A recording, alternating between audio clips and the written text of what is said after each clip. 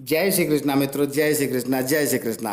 मित्रों, पिछले वीडियो में हमने गीता के चौथे अध्याय के महात्म्य के बारे में जाना था और आज के इस वीडियो में हम आगे बढ़ते हुए भगवत गीता के 5वें अध्याय के महात्म्य के बारे में जानेंगे। तो आइए अब आगे बढ़ते हैं। श्री भगवान कहते हैं, हे देवी, अब सब लोगों द्वारा सम्मानित 5वें अध्याय का महात्म्य संक्षेप से बतलाता हूँ, सावधान होकर सुनो।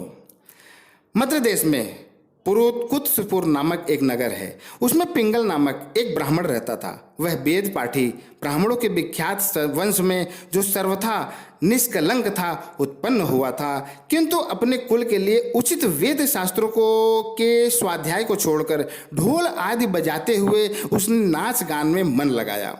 गीत, नृत्य और बाजा बजाने की कला में परिश्रम करके पिंगल ने बड़ी प्रसिद्धि प्राप्त कर ली और उसी से उसका राजभवन में भी प्रवेश हो गया। अब वह राजा के साथ रहने लगा और पराई स्त्रियों को बुला बुलाकर उनका उपभोग करने लगा। स्त्रियों के सिवा और कहीं उसका मन नहीं लगता था। धीरे धीरे अभिमान बढ़ जाने से उच्छृंखल होकर वह एकांत में राजा से दूसरों के दोष बतलाने लगा।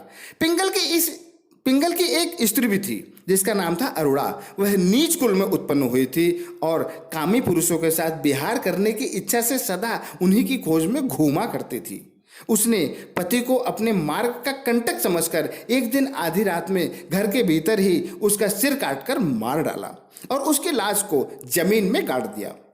इस प्रकार प्राणों से वियुक्त होने पर वह यमलोक में पहुंचा और भीषण नरकों का उपभोग करके निर्जन वन में गिद्ध हुआ।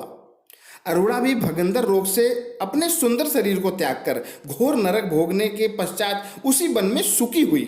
एक दिन वह दाना चुगने की इच्छा से इधर उधर फुदक रही थी। इतने में ही उस गिद्ध ने पूर्व जन्म के वैर का स्मरण करके उसे अपने तीखे नखों से फाड़ डाला।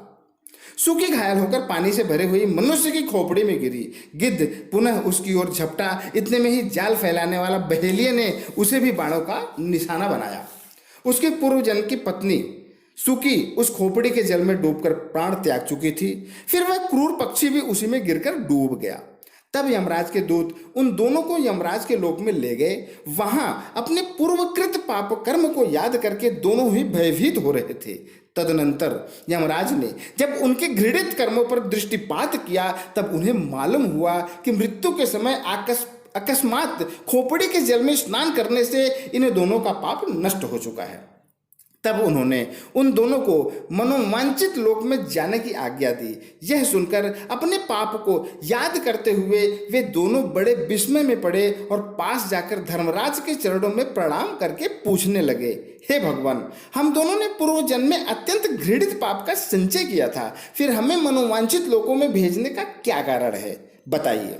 इस पर यमराज जी ने कहा, गंगा के किनारे वट नामक एक उत्तम ब्रह्मज्ञानी रहते थे। वे एकांत सेवी, ममता रहित, शांत, विरक्त और किसी से भी द्वेष न रखने वाले थे। वे प्रतिदिन गीता के 5वें अध्याय का जप करते थे। उनका सदा का नियम था। 5वें अध्याय को श्रवण कर लेने पर महापापी पुरुष भी सनातन ब्रह्म का ज्ञान प्राप्त कर लेता है। उसी पुण्य के प्रभाव से शुद्ध चित्त होकर उन्होंने अपने शरीर का परित्याग किया था। गीता के पाठ से जिनका शरीर निर्मल हो गया था, जो आत्मज्ञान प्राप्त कर चुके थे, उन्हीं महात्मा की खोपड़ी का जल पाकर तुम दोनों पवित्र हो गए हो। अतः अब तुम दोनों मनोवांछित लोगों को जाओ, क्योंकि गीता के 5वें अध्याय के महात्म्य से तुम दोनों शुद्ध हो गए हो। श्री भगवान कहते हैं, सबके प्रति समान भाव रखने वाले धर्मराज के द्वारा इस प्रकार समझाए जाने पर वे दोनों बहुत प्रसन्न हुए और विमान पर बैठकर वैकुंठ धाम को चले गए। तो दोस्तों, यह था गीता के 5वें अध्याय का महात्म्य और अगले वीडियो में हम फिर लेके आएंगे भगवत गीता के 6ठे महात्म्य का अध्याय का महात्म्य। तो दोस्तों, आज के लिए सिर्फ इतना ही। अगले वीडियो में हमारी फिर मुलाकात होगी। तब तक के लिए जय हिंद।